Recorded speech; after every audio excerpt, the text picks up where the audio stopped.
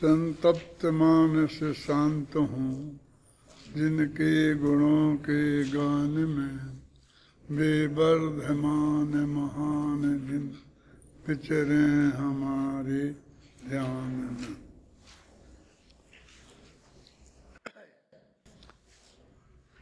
प्रवचन सार के ज्ञेय तत्व प्रज्ञापन के सामान्य द्रव्य अधिकार में 114वीं गाथा चल रही थी। बहुत दिनों से चल रही है। अब इसे समेटें, आज खत्म करें और कल से फिर वो और भी अधिक महत्वपूर्ण गाथा है, क्योंकि वो सप्तभंगी संबंधी गाथा है।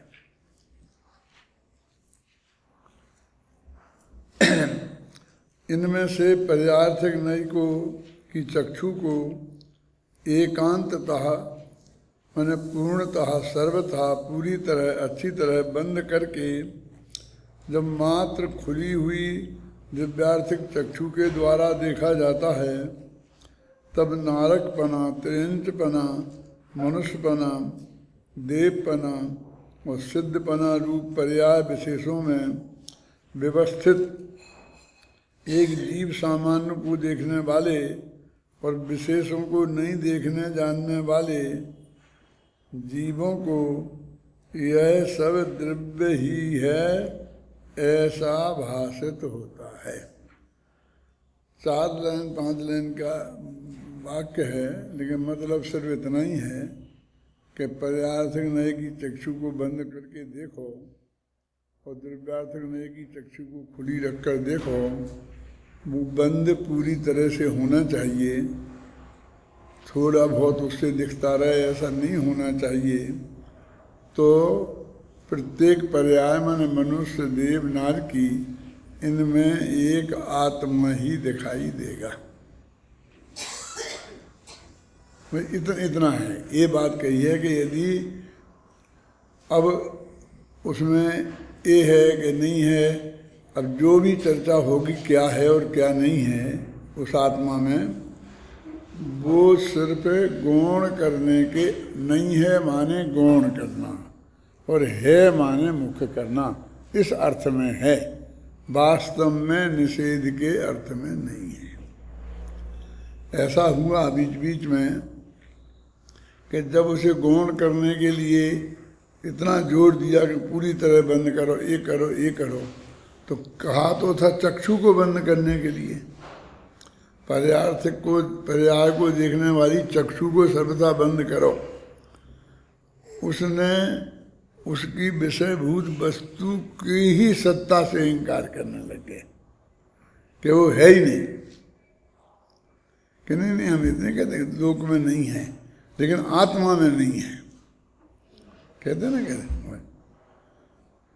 तो आत्मा में नहीं है और लोक में है। ये दोनों बात आपको स्वीकार है, कहाँ साहब ये स्वीकार है। तो फिर वो आत्मा में नहीं है तो कहाँ है? तो ये भी तो निर्णय अपन को करना पड़ेगा ना कि हमें उससे कोई मतलब नहीं है। हमको तो बस ये है कि आत्मा में नहीं है। कि देखो पूरी वस्तु व्यवस्था को हमें समझने के लेवल पर, ज्ञान के लेवल पर नक्की करना पड़ेगा और फिर हम श्रद्धा के लेवल पर बिल्कुल भले ही उसकी पूरी तरह उसको गौण कर दें, लेकिन ज्ञान के लेवल पर उसके अस्तित्व से हम इनकार नहीं कर सकते। लेकिन जो लोग उसके अस्तित्व से इनकार करने लगे वे बिल्कुल गारंटी से एकांतवादी हैं। अभी तुम एकांतवादी हो, अनेकांतवादी के बौद्ध और सांख्य एकांतवादी हैं और हम अनेकांतवादी हैं। इस न्याय शास्त्र के एकांतवादी और अनेकांतवादी नहीं खोजना। ये तो अध्यात्म के एकांतवादी और अनेकांतवादी की चर्चा है। वो है, उसका अस्तित्व हमें पूरी तरह स्वीकार होना चाहिए और फिर हमें को द्रव्यार्थक नए को मुख्य करें और पर्यार्थक नए को गौण करें। ये बात है। एक पंक्ति और थी आपके नए चक्र में कि प्रमाण के द्वारा जाने हुए पदार्थ में एक विशेष पक्ष को जानने की दृष्टि से उसे गौण और मुख्य करके जानना उसका नाम नहीं है। प्रमाण के द्वारा गृहीत अर्थ, इसमें ये शब्द पड़ा हुआ है। माने ऐसा नहीं है प्रमाण है ही नहीं। प्रमाण की जो मूल वस्तु है, पहले तुमने वो द्रव्य नक्की किया ना, उत्पाद में ध्रुव एकदम सत द्रव्य गुण पर्याय वाला, तो वो जो द्रव्य नक्की किया, अब उसमें ये मुख्य गौण व्यवस्था है।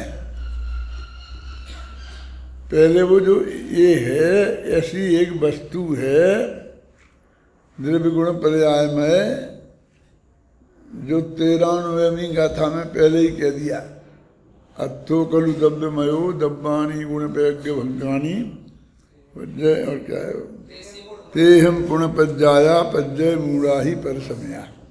93वीं गाथा में ये बात कह दी थी। तो इसे कायम रखकर अब सारा मुख्य और गौण का हमें भेद समझना है।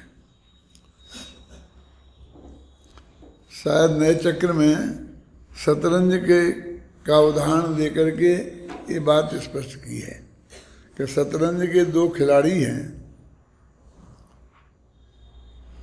वो परस्पर में अत्यंत घनिष्ठ मित्र होने पर भी शतरंज की दृष्टि से अत्यंत शत्रु हैं। ये दो बातें उसमें समझाई। और उपन्यास सम्राट प्रेमचंद जी की एक कहानी है, और उसका नाम है शतरंज के खिलाड़ी। जिन लोगों ने पढ़ी होगी वो जानते होंगे।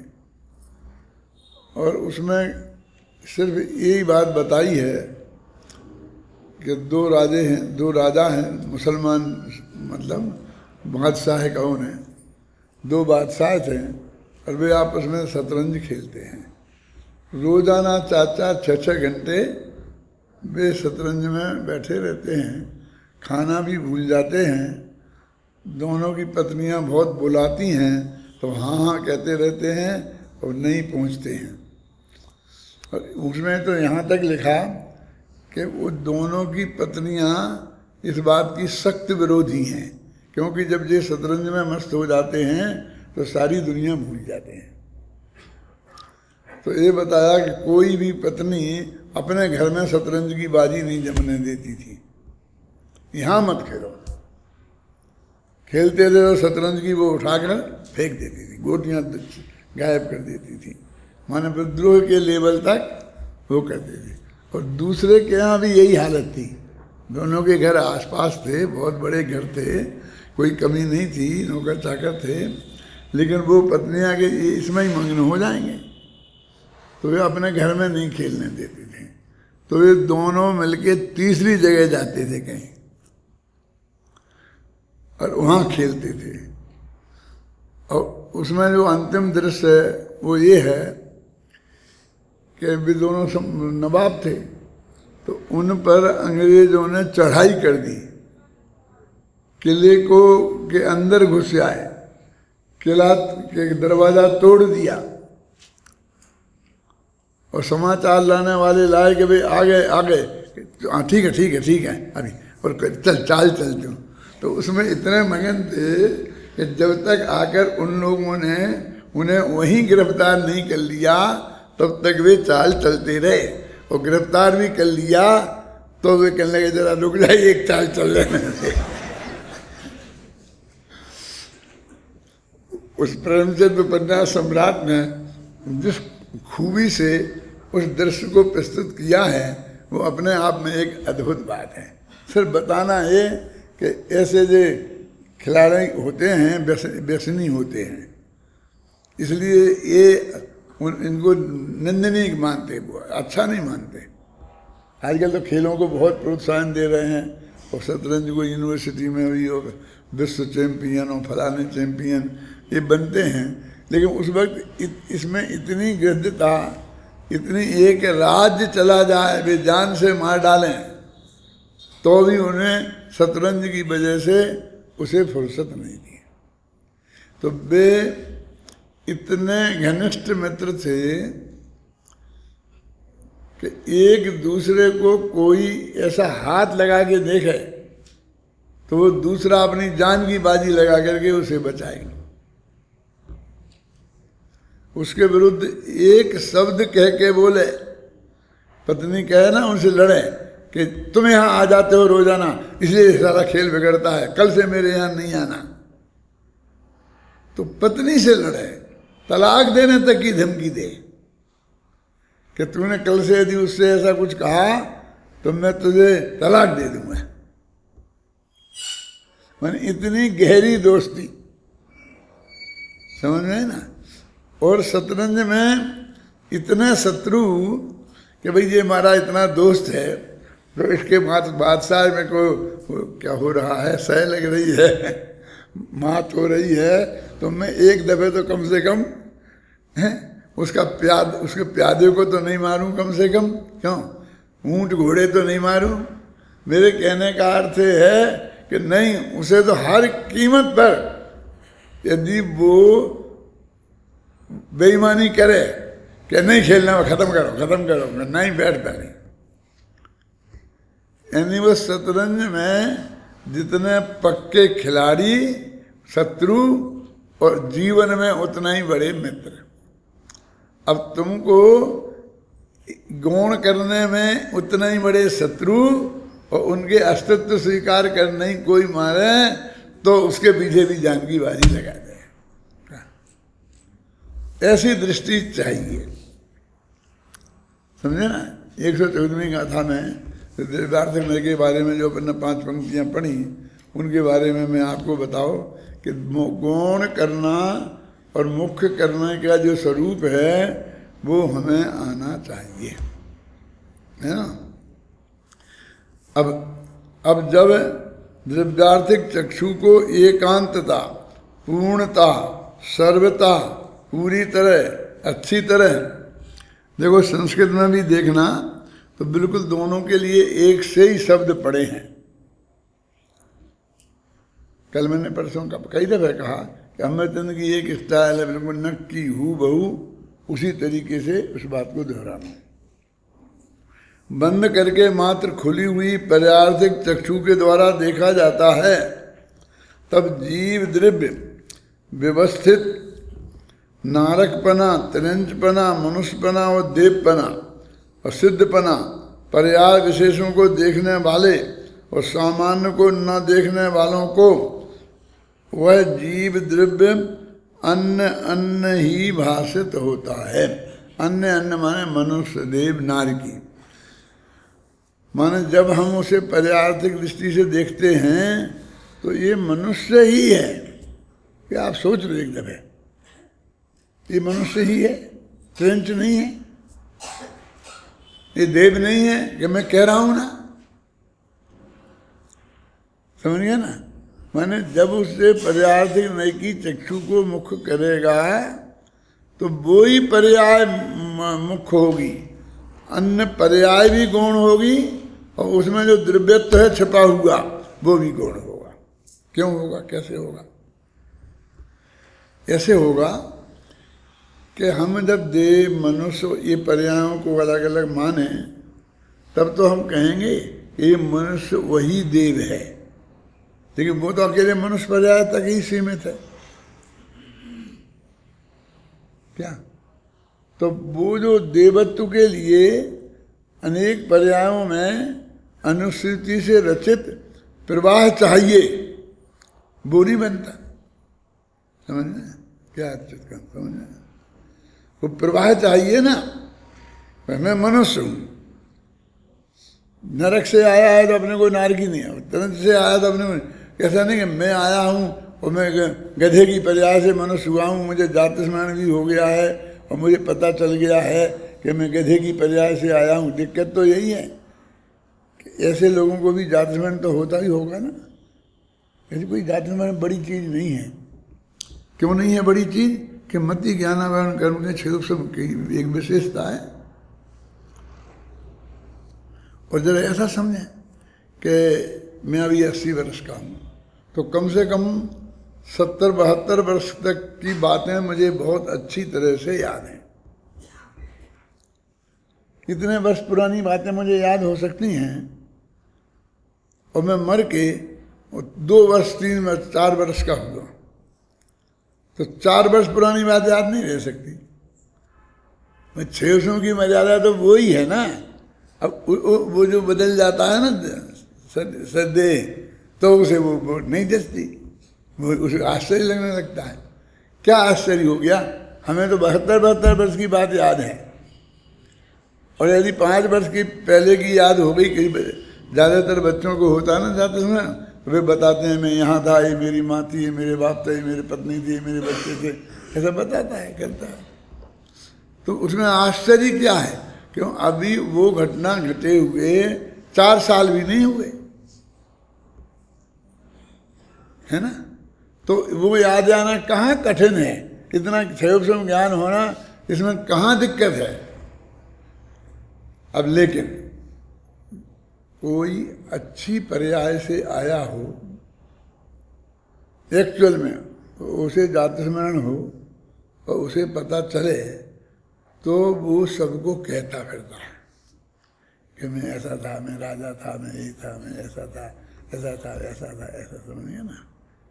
और उसी के ज्ञान में ये आए कि मैं गधा था, इस कुमार के यहाँ रोजीना मिट्टी धोया करता था तो वो बिल्कुल चुप रहता है, माँ बाप से भी नहीं कहता है। वो समझता है मैं बेवकूफ़, ऐसा लगता होगा, वो उस ज्ञान नहीं मानता है क्या, कि मेरे कल्पना लोग उसे इनकार कर देता है, क्या समझ में आता। लेकिन ऐसे लोगों को भी तो हो सकता है ना। जितने जितने जाति स्मरण वाले सामने आते हैं, वो सब वो महिमा वाले ही क्यों आते हैं। क्या देखो, अपने यहाँ ये बहुत ही स्पष्ट है कि मनुष्य यदि सम्य दृष्टि भी हो तो मरकर गारंटी से देव होता है। मनुष्य त्रिंज तो होता ही नहीं, नारकी तो होता ही नहीं, लेकिन वो द्वारा मनुष्य भी नहीं होता। आप समझे ना। और फिर नारकी देव मर के फिर वो मनुष्य होता है। वो जो मारीच के जीव के बारे में बताया था ना संजय ने, मनुष्य देव, मनुष्य देव, मनुष्य, और भी पुराणों में आता है सब जगह कि मनुष्य देव होते रहते हैं। तो मेरा मतलब पिछला सीधा भव तो किसी के सामने है ही नहीं, शांति जी। क्या पिछला सीधा भव नहीं है उसके सामने। सम्यक ज्ञानी धर्मात्मा है यदि वो तो।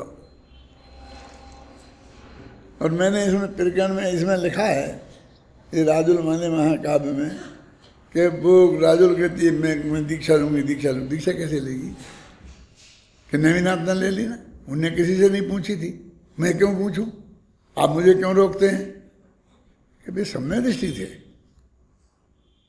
और मैं तुझे जानना है। महिला कोई भी मर कर महिला में पैदा नहीं होता सम्य दृष्टि, इसलिए जन्म से तू सम्य दृष्टि नहीं थी, इसकी तो गारंटी हो गई ना। है की तो गारंटी नहीं है, लेकिन नहीं है की तो हो गई। और 8 वर्ष की उम्र में क्या पहले सम्यक दर्शन उत्पन्न नहीं होता है, तो 8 वर्ष की उम्र से तब तक सम्यक दर्शन नहीं हुआ होगा पैदा, इसकी भी गारंटी हो गई।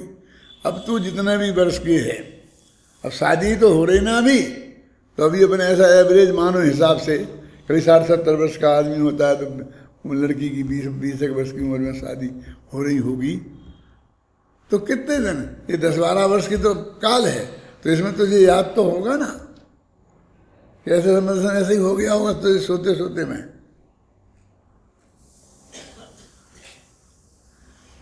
मैं और तेरे में कितना फर्क है भाई, तद्भव मोक्षगामी, और हमारे तुम्हारा कोई ठिकाना नहीं कि कितने भव में मोक्ष जाएंगे। हम तो कहीं जल्दी से जल्दी जाएंगे, लेकिन नक्की तो नहीं बता सकते हम, क्यों क्या हम इतने भव में जाएंगे। अब एक भव बीच में देव का हो गया, चाहे नारकी का हो गया, शतरंज का हो गया, तो वो है अरबों बरस का। तो अरबों बरस का जाति स्मरण हो ख्याल में ना, तो जाकर के वो पार पड़े, तब वो जाके उसे अगला भव याद आए। समझ में आ रहा है आपके? एक भाई थे वहाँ, कमल नाम था, अभी भी होंगे, रमेश कमल। वो गाना गाते थे गुरुदेव के सामने, तो वो बहुत अच्छा गला था और खूब गुजराती में ऐसे खूब चिल्ला चिल्ला के गाते थे। ओ गुरुदेव खुश होते थे। तो वो जब गुरुदेव का स्वर्गवास हो गया तो धीरे धीरे उनको भी वो जोम आया, जैसे भूतों को आ रहा है ना, एक बीमारी हो रही ना गुजरात में, समझ गया ना? तो वो उन्हें भी हुई, लेकिन समाज ने स्वीकार नहीं किया, तो वो श्रीमद वालों के यहाँ चले गए और वहाँ श्रीमद वालों की श्रीमद की क्लास लगाने लग गए। तो श्रीमद वाले मान लेते हैं जल्दी, तो श्रीमद वालों ने उन्हें मान लिया। सच्ची घटना बता रहा हूँ मैं। अब वो लोगों से कहें कि श्रीमद को 800 भव का जाति स्मरण था क्या?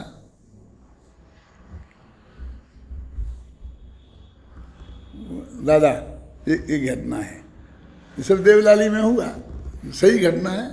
क्योंकि हम पंचकल्याण में प्रवचन करने जाते थे और वे गाने जाते थे। उनकी एक भजन मंडली थी, उनका नेता था वो, तो वो ऐसे 25 पंचकल्याण किए हमने उनके साथ। अब आज सुबह के प्रवचन में आया था ना, अभी तुम लोग जाना एक दफे, शांति जी इनकी यात्रा रखो ना कहीं सोनगढ़ की, कहीं भी ले जाना, तो इनको बड़ौदा उतार के वहाँ ले जाना। कहाँ? पाली। और ये दिखा के लाना है। वहाँ एक मंदिर है, एक जैनी मुमुक्षु का घर रहा है और बाकी सब मतलब गैर मुमुक्षु लोग हैं। उस मंदिर में हम गए, हमने देखा तो गुरुदेव का फोटो लगा था और उसके साथ में 8-10 मुनिराजों के फोटो लगे थे। शांति सागर का, विद्यासागर का और कितने कितने सागर थे, नाम याद नहीं, लेकिन 8-10 फोटो थे। सब उसमें फोटो लगे थे। और जाकर के फिर हम बगल में उनके घर में, बिल्कुल बगल में वो मोक्षु भाई का घर था, तो उसने चाय पानी को हमें बुलाया तो हम गए। अजय तो बड़ौदा साथ में थे, बड़ौदा से गए थे। तो वहाँ ऐसी बातचीत चली, तो हमने कहा कि भाई ये अपना मंदिर है कि हाँ अपन ने बनाया, अपन ने, हमारे पिताजी ने पूरा खर्चा किया, ये किया। वो गुरुदेव पधारे थे, गुरुदेव उस पंचकल्याणक में गए थे, जो मूर्ति पे सब प्रशस्ति में लिखा है। तो मैंने कहा कि भाई, बोले साहब हम तो अकेले ही हैं, यहाँ बाकी के सब जैनी लोग हैं, तो वो सब आते हैं, उनने सबने लगा दी। बोले हमने थोड़ी सी बात करी, कभी मन में विकल्प आया तो उन्होंने दूसरे दिन कांजी स्वामी की फोटो निकाल के फेंक दी। क्या? और तो मुनिराजों की लगी रहने दी, क्योंकि उनका तो विशाल बहुमत था। सच्ची घटना उनने बताई हमको, चाय पानी के साथ साथ, कि उनने निकाल दी। अब हम क्या करें? हम बहुत परेशान हो गए, तो हम मार्गदर्शन के लिए गुरुदेव श्री के पास गए कि ऐसा ऐसा हो गया, अपना बाहर है, सारी रजिस्ट्री हमारे नाम है, सब चीज़ें हमारे पास विद प्रूफ सब मौजूद हैं, और उन्होंने ऐसा कब्जा कर लिया है और आपका फोटो हटा दिया और सबके लगा दिए हुए। कहीं नहीं, ठीक है होने करने लगे रहने दो, लगे कि हम आपका हटा दिया कि हटा देने दो, कोई बात नहीं है, शांति रखो। जब लोगों ने कहा कि मगर ये गुरुदेव क्या कह रहे हैं, बोले उस मंदिर को बंद करना है, कोई उसका दर्शन पूजन करने वाला नहीं रहे, ऐसा करना है। फिर तुम्हारी आमना के अनुसार पूजन करते हैं, दर्शन करते हैं, तुम्हें क्या तकलीफ है, करने दो। तुम नहीं करने दोगे तो वे दूसरा मंदिर बगल में बना लेंगे। मंदिर बनाने में देर थोड़ी लगती है, थोड़ी कसाय पैदा करना चाहिए क्या? किसी को भी अच्छी थोड़ी कसाय पैदा करो। मुझे कसाय पैदा करो तो मैं एक दूसरा स्मारक खड़ा कर दूंगा। अब चाहिए कोई ऐसा कसाय पैदा करने वाला? अरे को हम दूसरा सोनगढ़ खड़ा कर देंगे। देवदारी वालों ने किया ना, वैसे ही मंदिर, वैसे ही जय, वैसे ही समूषण, वैसे ही मानस्तंभ। ये सब क्या कहना है? कौन करता था? कसाय नहीं जगती तो ये सब कसाय के खेल हैं। तो उनने, गुरुदेव ने बिल्कुल कह दिया कुछ नहीं करो, शांति से तुम रहो, वो सब होने दो, समझ जाएगा। फिर अपने रामी भाई जैसे लोगों से कही गुरुदेव ऐसा बोल रहे हैं, वो सब क्या करें क्या करें। तो रामी भाई जैसे लोगों ने सलाह दी कि झंझट मत करो, उनका विशाल बहुमत है, तुम किसी तरह बैठ के और समझौता वार्ता करके कम से कम उनकी हटवाने की किसी की बात मत करो, लेकिन गुरुदेव की जो उनने हटा दी है वो फोटो द्वारा लगवाने की कोशिश करो, बस खत्म। तो उनने बहुत कोशिश कर करा के हाथ पैर जोड़ के यहाँ वहाँ कर करा के सबको इकट्ठा करके हमने कहा, तो वो जो फोटो थी पुरानी सिद्धार्थ जी, वो तो उनने तोड़ फोड़ डाली थी, कुछ जो भी किया होगा कुचल डाली होगी, क्रोध में आदमी क्या नहीं करता है। फिर दूसरी हमने नई फोटो ला करके वहाँ लगाई, सबने हमें मंजूरी दे दी। तो ऐसी ये एक फोटो लगी है बस। बोलो अब गुरुदेव के ऐसी परिस्थिति में क्या विचार थे, इससे ज़्यादा स्पष्ट और क्या प्रमाण की जरूरत है? क्यों? देखो मैं प्रतिज्ञा, मैं किसी को बोलूँगा नहीं, लेकिन तुम लोगों को इसलिए बताता हूँ कि तुम्हें ये सब जगह फेस करना पड़ेगा। तुम्हें गांव-गांव में ऐसी परिस्थिति का फेस करना पड़ेगा। उस दिन से 3 केस तो मेरे पास आ गए पिछले 3 दिन के भीतर। एक तो तुम्हारे गुरुजी है ना, बहुत लोकप्रिय गुरुजी, कौन है? कौन है तुम्हारे लोकप्रिय गुरुजी? अपने संजीव गोधा है ना लोकप्रिय गुरुजी। तो संजीव गोधा ने यहाँ विधान करने का नक्की किया था, जहाँ वे रहते हैं उसी कॉलोनी में, वहाँ 12 साल से प्रवचन करते हैं उस मंदिर में। और उनके जितने प्रवचन करने वाले हैं वो उनके बिल्कुल कैसे हो गए होंगे समझ लो। विद्यार्थी कैसे लट्टू हो जाते हैं, तब प्रवचन वाले भी हो ही जाते हैं ना सत्य विधान करने, और वहाँ झगड़ा पड़ गया। अब क्या करें बोलो?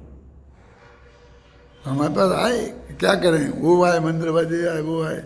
मैंने कहा भैया झंझट में मत पड़ो, चुपचाप शांति से अलग हो जाओ और उन्हें करने दो जो माए महाराज को करने दो।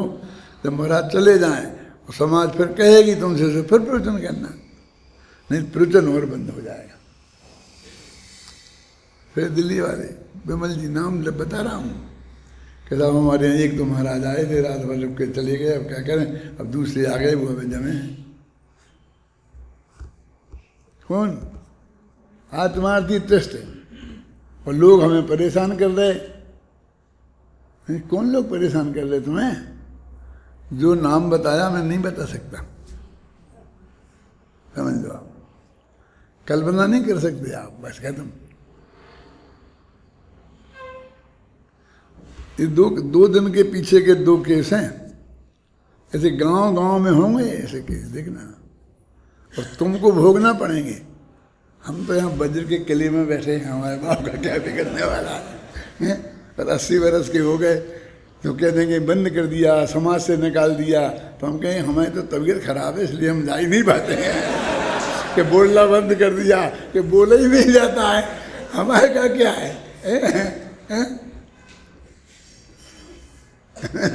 समझ बोलो आप, हाँ, हमें काय का डर है?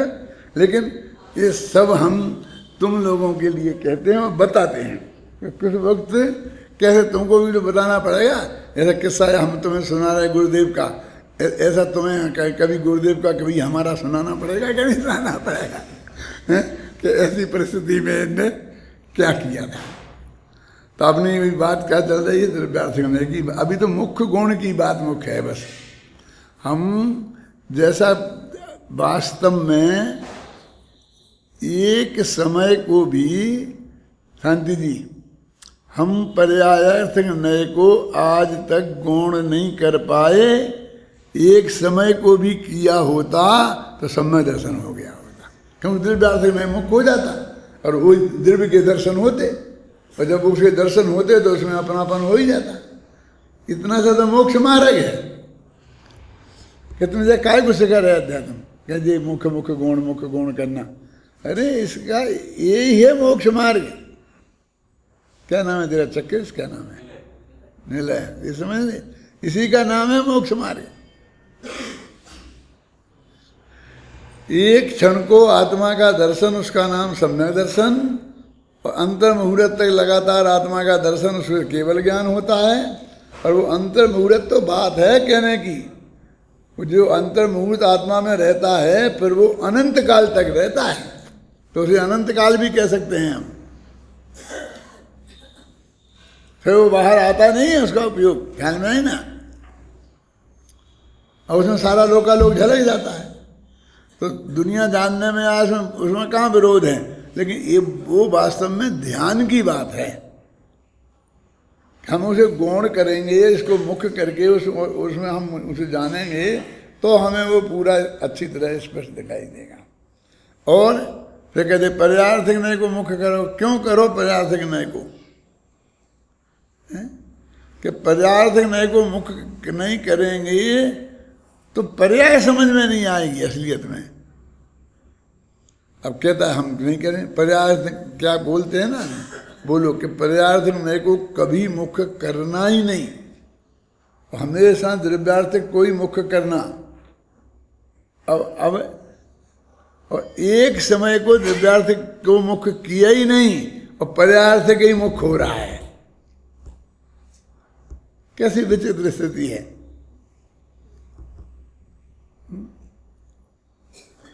समझना क्या? क्योंकि द्रव्यार्थक मुख्य हो गया होता और पर्यार्थक में पूरी तरह गौण हो गया होता तो वो तो समदर्शन हो जाता।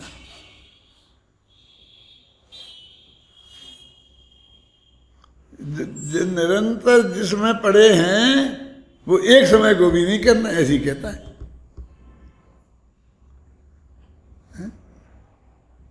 कि वो अनंत भगवान ने कह दिया ना, फिर वो अनंत काल तक यूं चिंत निज में थिर भई, जिन्हें अकत जो आनंद लहो, सो इंद्र नाग नरेंद्र वाह। मुझे ये नहीं सुनाना है, हाँ वो सुनाना है। रही है अनंतानंत काल, यथा तथा सिर पद में। अनंत काल तक रहेंगे, जैसे वे परिणमित हो गए तो अपने ही को जानते रहेंगे अनंत काल तक। हाँ, फिर पर का क्या होगा कि सारा लोकालोक उनके ज्ञान में आ जाएगा। फिर वहाँ ये मुख्य गुण की व्यवस्था खत्म हो गई ना, क्योंकि मुख्य गुण तो उसको होता है कि जिसको ज्ञान में कमजोरी होती है। क्यों? ये साहब हमने पूजा की तिथि रखी है, 1 लाख रुपए करेंगे और आप चाहें तो 5 साल में 20-20 हज़ार दे सकते हैं। मैं नहीं कह रहा हूँ, व्यवस्था पर जो सूचना वही मानना सही, मैं तो सिर्फ उदाहरण के लिए कह रहा हूँ। नहीं तुम कहोगे तुमने कहा था। क्यों? अरे ये किसके लिए है बोलो? साफ कह रहे ना कि एक साथ में देने की हैसियत नहीं हो, नहीं दे सकते हो तो अब तुम्हारी तो समस्या है कि रखें कहाँ। क्यों मरूप चंद जी, तुम्हें तो ठिकाने लगाने की पड़ रही है। तुम तो ये कहो कि तुम्हें 5 लाख ले जाओ, 1 लाख उसमें रख लेना और बाद में हम कभी बोलेंगे तो फिर इसमें जमा कर लेना। तुमको हम किस्त क्या बताएं? क्योंकि भी मेरे पास पड़े हैं जो 2 नंबर के, मैं कहाँ रखूं, मेरी समझ में नहीं आता। अभी तो समस्या ऐसी है, केवल ज्ञान को तो सारा लोकालोक, और शास्त्रों में तो यहाँ तक लिखा है कि ऐसे अनंत लोकालोक होते तो भी उनके ज्ञान के गेय बन जाते। सबसे पहले इसी सभा में यहीं बैठ के मैंने इस बात का विरोध किया था। परमार्थ प्रकाश में लिखा है, कोई तुम्हारा विरोध नहीं किया था। टीका में लिखा है क्या क्यों किया था विरोध आपने?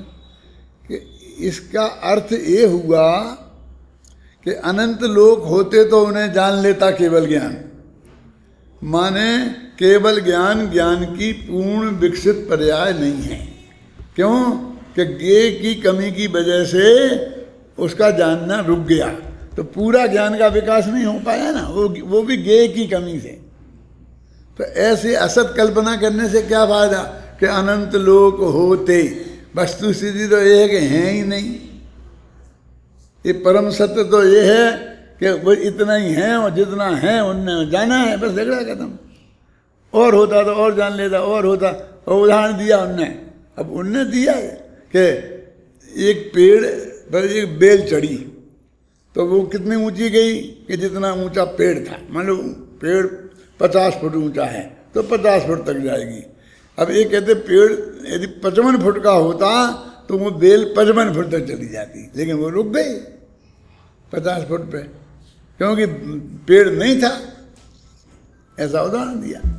तो ये तो सिर्फ महिमा बताने के लिए उदाहरण दिया। ये बात मैं इसी गद्दी पे यहीं बैठ करके प्रवचन कर रहा था। वो सोनगढ़ी में एक मुमुक्षु थे, उनका नाम था राजमल जी, और वे छाबड़ा थे और कुचामन के रहने वाले थे। कुचामन जानते हैं बाद में, और वो भी जौम वाले थे, समझे ना।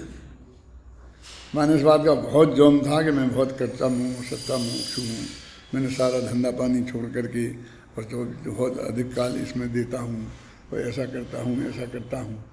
ऐसा उनका बहुत जौम था। तो यहीं बैठे विरोध किया कि नहीं ये बात गलत है, परमार्थ प्रकाश में ऐसा लिखा। मैं कहा परमार्थ प्रकाश की तो अर्थ में कर रहा हूँ ना। थोड़ी नोक झोंक हुई, फिर ज़्यादा तो क्या होना था। वो गए सोनगढ़, तो जा कर के वहाँ गुरुदेव की सभा में और सब जगह लोगों से कहा कि डॉक्टर भायल ये कहते हैं कि इतने ही केवल ज्ञान में इतनी ही सामर्थ्य है कि जितने पदार्थ हैं उनको जाने हैं, और ये परमार्थ प्रकाश की बात नहीं मानते हैं। और हमने बताया कि गुरुदेव ने प्रवचन किया था परमार्थ प्रकाश, तो उसमें भी गुरुदेव ने वही अर्थ किया कि अनंत लोग होते तो वे जान लेते। तो गुरुदेव वे आपकी बात भी नहीं मानते। बहुत हल्ला का लगे, कई दफ़े हुआ अपने साथ, कोई एक दफ़े का खेल थोड़ी है। तो गुरुदेव ने ये कहा कि सब चुप रहो, 15 दिन बाद वो यहाँ आने वाले हैं, तब अपन बात कर लेंगे, लेकिन कल से कोई इस बात की चर्चा यहाँ नहीं करेगा। बंद कर दी। अब 15 दिन बाद हम पहुँचे तो रेलवे स्टेशन से ही लोग आए कि तुम्हारी खबर ली जाने वाली है और ये होने वाला है, ये होने वाला है।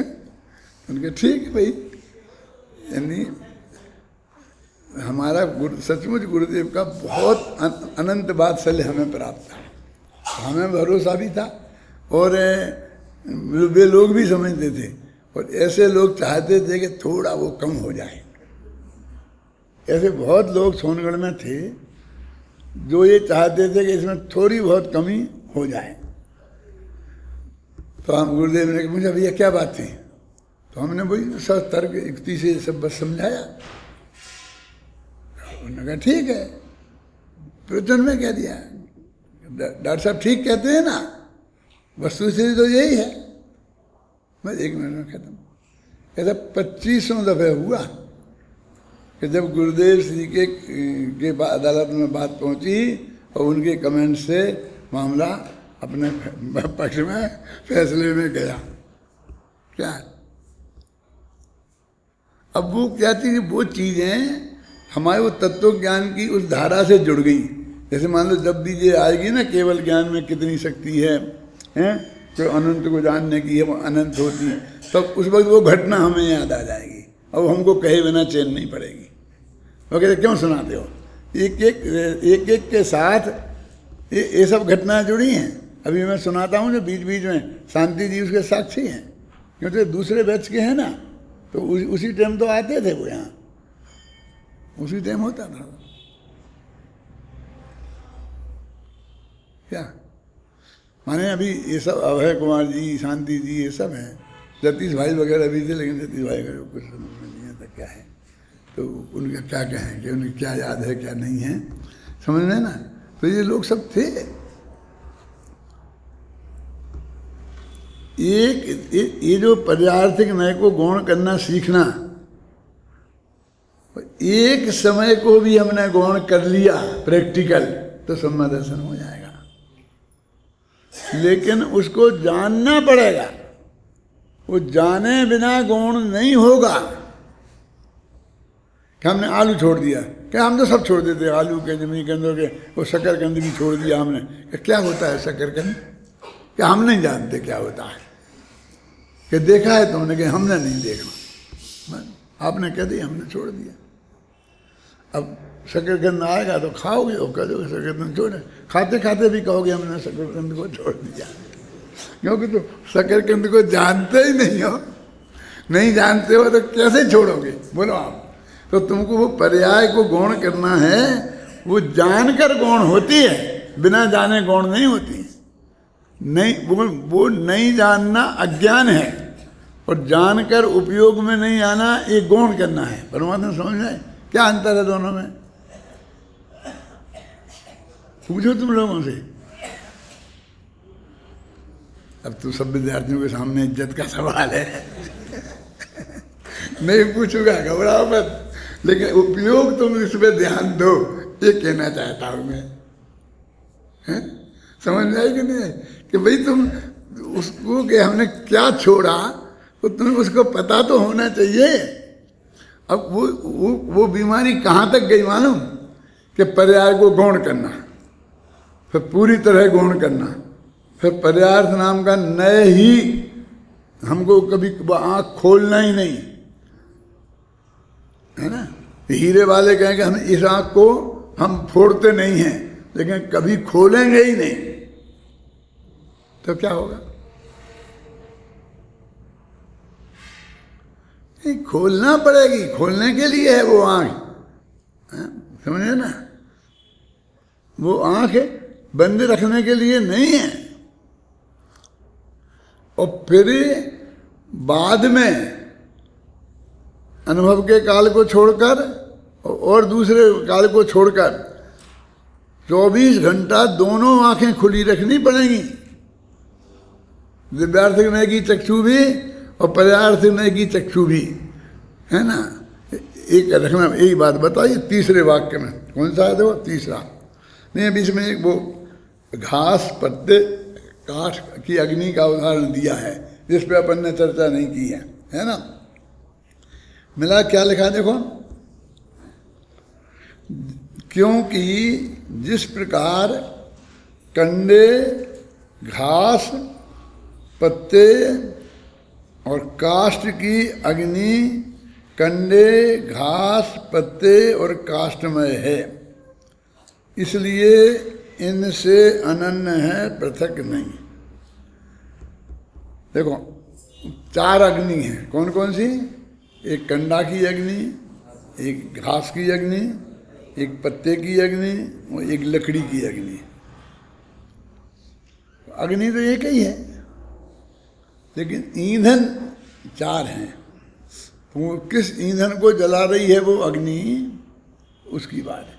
अब इसमें अन्यता और अनन्यता की बात 2 तरह से हो सकती है। कि एक तो ये कि कंडे की हो, चाहे पत्ते की हो, चाहे काठ की हो, अग्नि तो अग्नि ही है, सब अग्नि अनन्य माने एक है। एक ये अर्थ हो सकता है। और दूसरा क्या कि अग्नि कंडे से अनन्य है, वो ईंधन से अनन्य है। जलता हुआ कंडा, कंडा है कि अग्नि? समझ में आया कि नहीं आया? जलता हुआ लकड़ा, लकड़ा है कि अग्नि? वो दो मत पकड़ना, दो माने एक आधा जल रहा है ना, लकड़े का ऐसा होता है, सर्दियों के दिनों में आपने गाँव में देखा होगा, वो अलाव लगा रहता है ना, तो बड़ा सा ठूंठ ला के डाल देते हैं, तो एक तरफ तो उसमें आग रहती है, तो आग रहती है, और दूसरी तरफ वो लकड़ी रहती है। लकड़ी में अग्नि चालक, कुल चालक क्या होता तुम्हारा, वो नहीं है, इसलिए वो गर्मी वहाँ नहीं जाती। लोहे में जा तो वहाँ नहीं छू सकते, यहाँ लोहा अग्नि में होए तो वहाँ भी नहीं छू सकते उसे, लेकिन लकड़ी में आराम से रहते हैं। तो वो लकड़ी भी है और अग्नि भी है। तो कहते लकड़ी नहीं है, अग्नि अग्नि है और लकड़ी लकड़ी है। उसमें जो हिस्सा अग्नि हो गया वो अग्नि है, लकड़ी नहीं है, और जो हिस्सा अभी जला नहीं है वो लकड़ी ही है, अग्नि नहीं है। तो अग्नि और वो ईंधन अनन्य है, वो ईंधन से अन्न नहीं है। देखो पढ़ते हैं अपन क्या लिखा, जिस प्रकार कंडे घास पत्ते और काठ की अग्नि कंडे घास और पत्ते और काष्ठमय है, इसलिए इनसे अनन्य है। घास की अग्नि घास से अनन्य है, कंडे की अग्नि कंडे से अनन्य है, यही है ना इसका। देखो पृथक नहीं है। उसी प्रकार जीव द्रव्य भी उन पर्याय रूप विशेषों के समय उन विशेषों से तन्मय होने से उनसे अनन्य है। ज्ञेय को जानने वाला ज्ञान की जो पर्याय है, समझ में आई ना, तो वो ज्ञेय को जानने वाली ज्ञान की पर्याय भगवान आत्मा से अनन्य है एक तो, और उस ज्ञेय से अनन्य है दूसरी बात। यदि आप समझ ना, अनन्यता दो तरह से घटित की जा सकती है ना, तो यहाँ आत्मा से अनन्य है नहीं बता रहे, उस ज्ञेय से अनन्य है। वो अपने कौन सी 31, 32, 33 गाथा में, 31वीं गाथा में आता ना, द्रव्येंद्री भावेंद्री और इंद्रिय के विषयभूत पदार्थ वे भी इंद्रिय हैं, आता ना, समझ में आ गया ना, वो प्रकरण ख्याल में आ गया। वो क्या कहते हैं कि ये रूमाल है ना, ये रूमाल है, ये पक्की बात है ना, अच्छी तरह देख लें। अब 31वीं गाथा क्या कहेगी कि ये आँख है, नहीं? ये आँख है, रूमाल नहीं है कि हाँ आँख है, क्योंकि आँख ने जिसको देखा उसे भी आँख कहते हैं। ये 31वीं गाथा में है। अब तुम सब समझदार पाठी हो ना।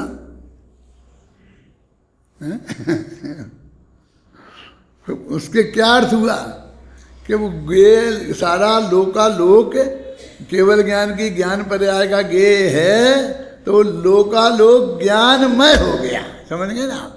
लोक ज्ञान लोकालोकमय हो गया, वो ज्ञान से ज्ञेय अनन्य हो गया।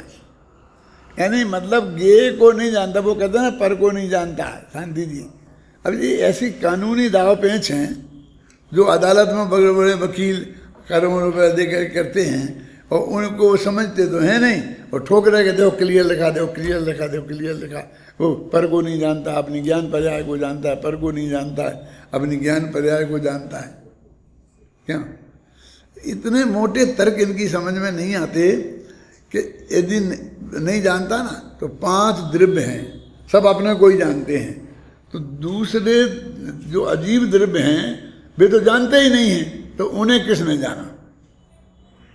और दूसरे एक द्रव्य दूसरे को जानता नहीं,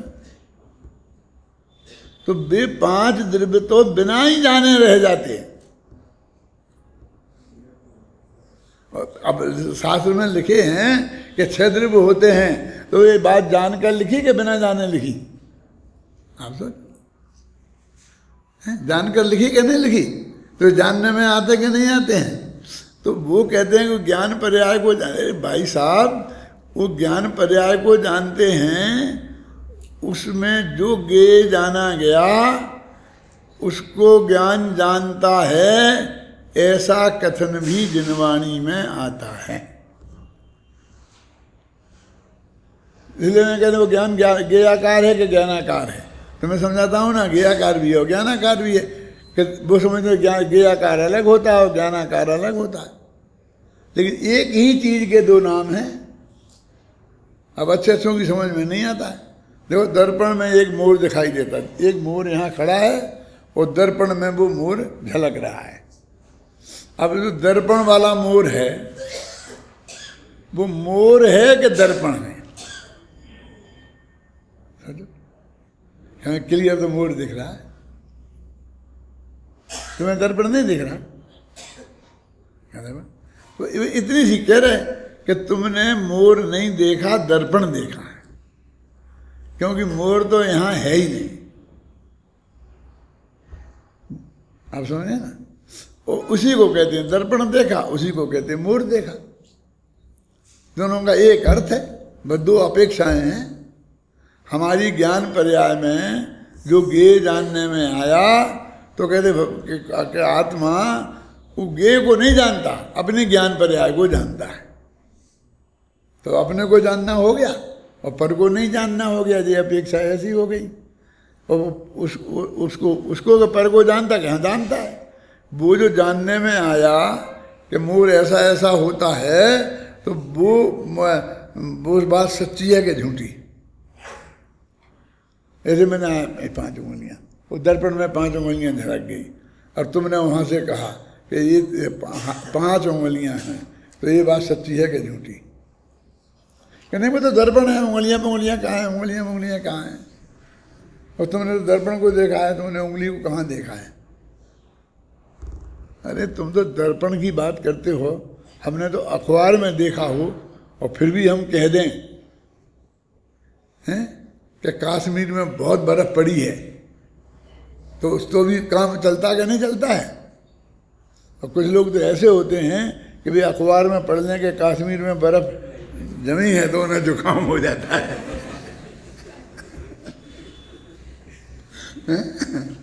उन्हें गेहूं को जानने से इतनी एलर्जी है कि किसी तरह गेहूं को जानने की बात आती है तो भड़क जाते हैं। देखो समझो आप कि आज तक एक समय को गेयों को जानना गौण नहीं हुआ, गौण नहीं हुआ, नहीं तो नहीं की बात तो जाने दो। तो एक समय को गौण होता तो द्रव्यार्थ कहने का विषय ज्ञान का गेय बन जाता और सब में दर्शन हो जाता। और फिर इतने नहीं, मुझे उन्हें नहीं जानना, उन्हें नहीं जानना। अब देखो जरा कहाँ से कहाँ पहुँचती है गाड़ी, कि पहले तो हो जाए कि हमें पर को जानना नहीं, क्योंकि पर के जानने से कोई लाभ नहीं। यहाँ से बात शुरू होती है, अपने को जानो, यहाँ से बात शुरू होती है, फिर आगे बढ़ती है कि वो जानना ही नहीं, क्योंकि बेकार है, जानने से फायदा नहीं। आज तक जाना नहीं है, आत्मा ज्ञानी हुए तो क्या हुए, पर को जाना, इसको जाना, ऐसा करते करते फिर उसमें से क्या निकल आता है? आत्मा पर को जानता ही नहीं है। वो जानना नहीं में से जानता नहीं कब हो जाता है पता ही नहीं लगता। तुम्हारे समझ में आ गया अंतर क्या? नहीं समझ में तो सबके आ गया, लेकिन नहीं आ गया वो लोग हाथ उठाएं।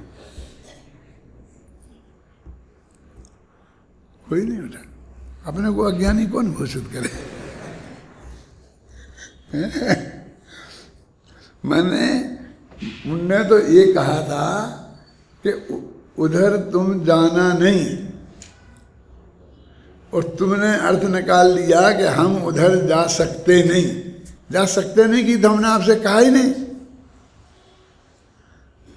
क्यों? तो हमने कहा कि जाना नहीं, तो उसमें तो बहुत शर्तें हो सकती हैं। कब नहीं जाना? अभी नहीं जाना, आध घंटे बाद तो सबको खोल दी जाएगी प्रदर्शनी, अभी उद्घाटन होना है। क्यों? उसमें क्या है? अभी सबको खोल दी जाएगी, सब देखते रहना दिन भर। अभी पहले मिनिस्टर साहब आएंगे हो तो कुछ थोड़ा आडम्बर फाडम्बर करना पड़ेगा ना, उन जो पीता कटवाना है पड़ेगा। इसलिए तो जब को मना करते हैं तो तुम सदा काल, उनने तो इतने समय को मना किया था, इन्हें सदा काल मना समझ। उन्हें तो अनुभूति के काल में पर को नहीं जानने में नहीं आता, मान लो ऐसा कहा, यद्यपि लब्धि ज्ञान में तब भी रहता है, लेकिन हम झंझट में नहीं पड़ते हैं। तो नहीं आता समझ लो, तो एक क्षण की बात को तुमने त्रिकाली कर दिया कि जानना ही नहीं, और जानना बंद का कारण बता दिया। अब इतने आगे बढ़ गए। अभी कि अनंत भगवान तो लोकालोक को जानते तो कितना बंद होता होगा। तो सब जानने वाले को बंद बिल्कुल नहीं होता है, और हमने पर को जानने को बंद का कारण मान लिया। उपयोग कहीं जाने मात्र से बंद नहीं होता। अपने शास्त्रों में लिखा है कि छपक श्रेणी में भी एक पदार्थ से उपयोग बदल के दूसरे पदार्थ पर जाता है। और एक से दूसरे पर जाएगा तो अपना आत्मा एक पदार्थ है, तो उससे कोई दूसरा पदार्थ कोई पर ही होगा ना। वो टोडरमल जी की बहुत बड़ी विशेषता है। वो क्या विशेषता है कि उनने कहा कि वो छपक श्रेणी की जो गति वो ऊपर चढ़ रहा है ना, उसमें कोई अंतर नहीं आता, वो तरक्की होती रहती है। बंद की प्रक्रिया नहीं होती है, और कर्म करने का काम चालू रहता है। और वो कर्म इसका मतलब पर के जानने के काल में भी वो प्रक्रिया चालू रही, तो पर को जानना बंद का कारण कहाँ हुआ।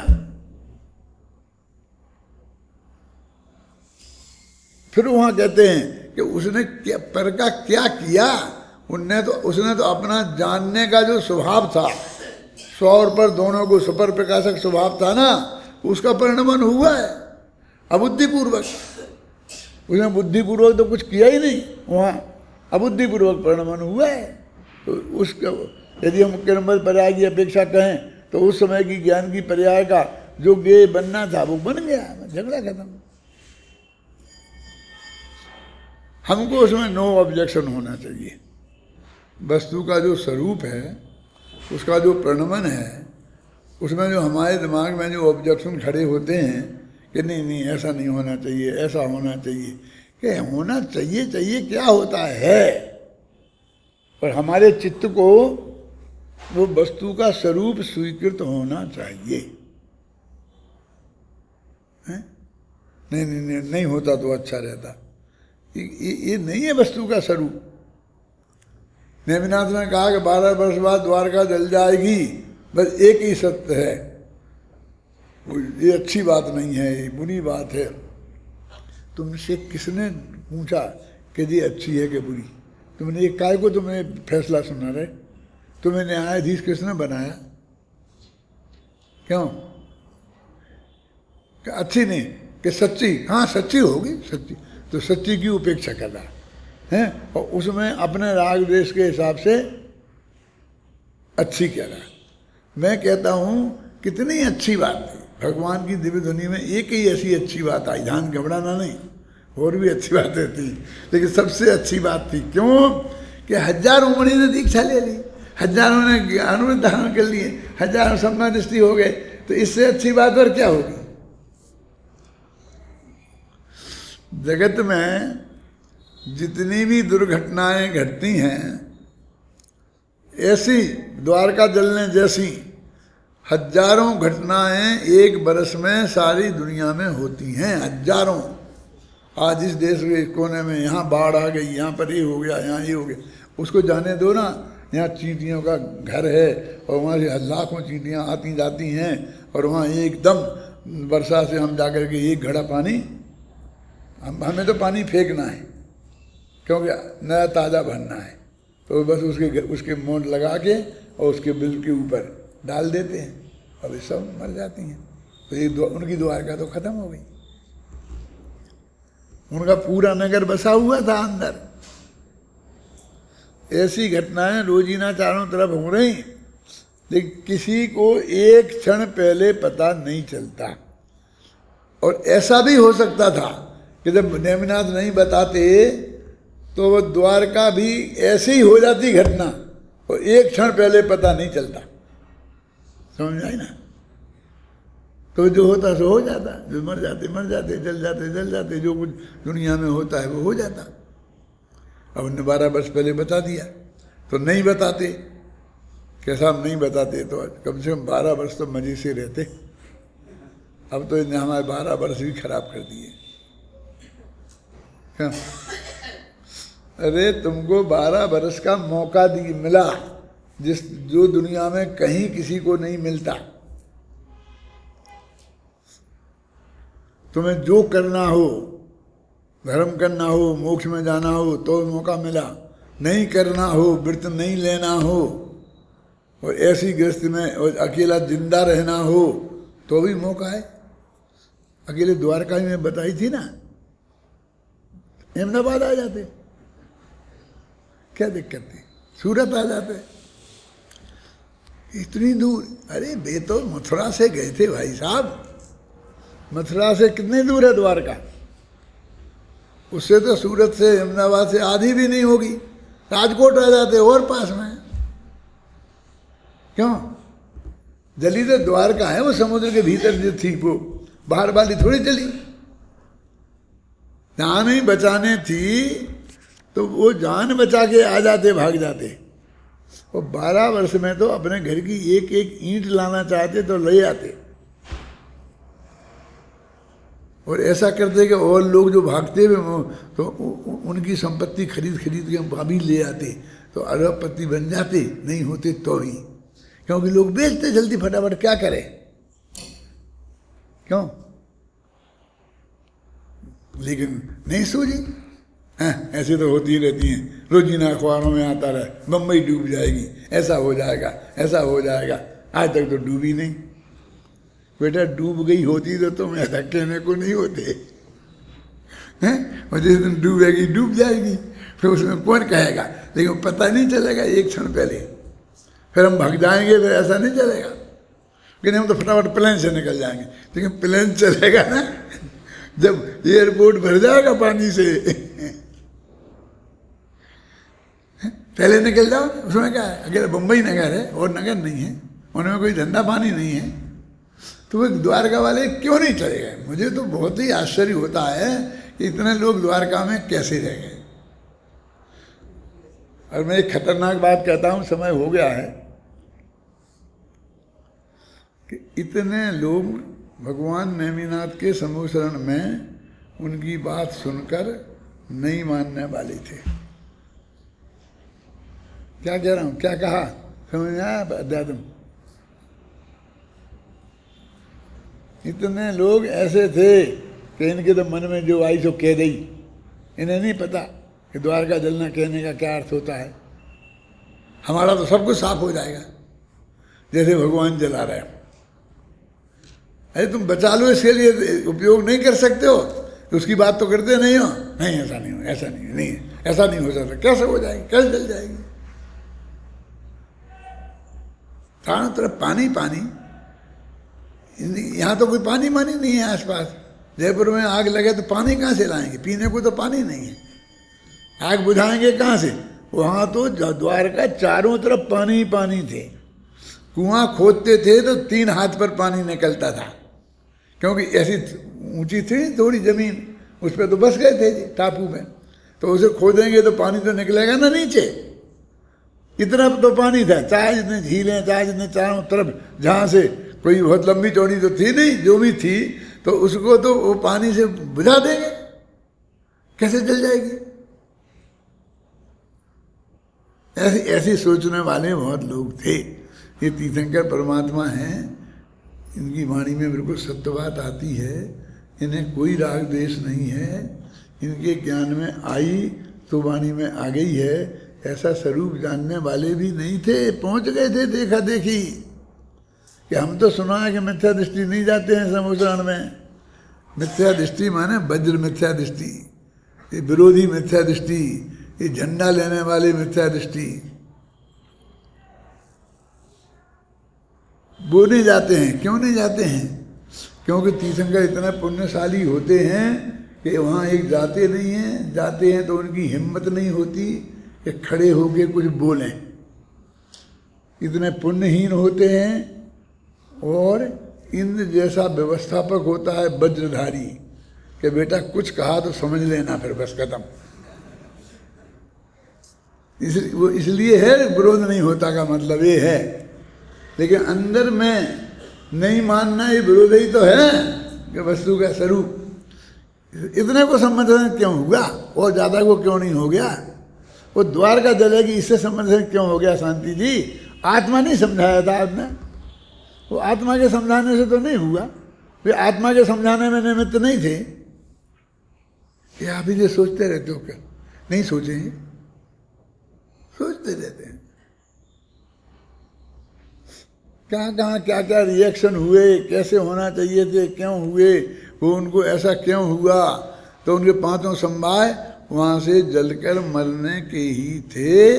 इसलिए तुम चाहे जो कुछ बता दो उन्हें, केवली भगवान कर वे तो वहाँ जाके मरेंगे। पर अंत में एक वाक्य कह के खत्म करता हूँ, ये हो गए 5 मिनट ज़्यादा मुझे मालूम है।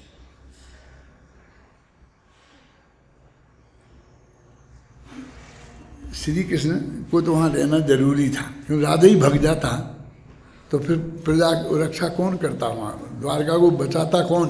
उनकी तो अंत तक ड्यूटी थी ना कि उनके नगर की सुरक्षा करना, ये करना, जो नागरिक रहें उनकी सबकी हैं। यदि मान लो आवे बॉर्डर पे झगड़ा हो गए तो जनता को तो भगाते हैं, वो सेना को भेजते हैं। यदि बाढ़ आनी हो समुद्र में तो वहाँ जनता को भगाते हैं और सेना को भेजते हैं। तो वे तो थे रहना चाहिए। माँ बाप को काय को रखा, बुढ़े माँ बाप को काय को रखा? उन्हें तो राजकोट भेज देते, जबकि कह दिया गया था कि तुम्हारे माँ बाप को भी नहीं बचा पाओगे तुम। पर्टिकुलर नाम लेके कह दिया था परमात्मा, लेकिन नहीं आई। अब हम ये कहें कि उन्हें भरोसा नहीं था तो आप मानोगे नहीं। अब जो होता तो फिर कम से कम माँ बाप को तो बचा ही लेते ना। मैंने जितने लोग वहाँ रहे, मेरे दिमाग में तो ऐसा आया कि दूसरे दिन पूरी द्वारका खाली हो जाना चाहिए थी। हैं? एक दिन में खाली हो जाना चाहिए थी, 12 वर्ष में नहीं हुई। इसका क्या मतलब? उन्हें कौन बचाए? उन्हें कौन बचा सकता है? जिसको मरना ही है, जिसकी जो होना है वो होके रहेगी, होके रहेगी, होके रहेगी।